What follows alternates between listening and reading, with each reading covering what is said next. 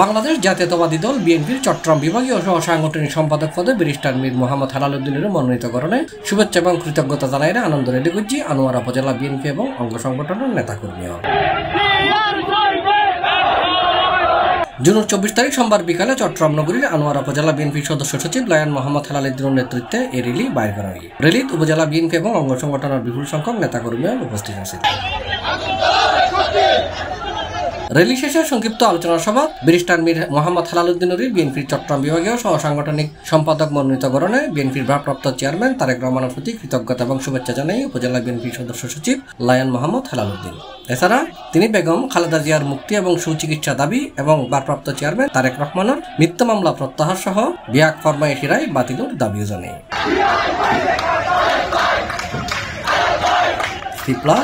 Chittagong.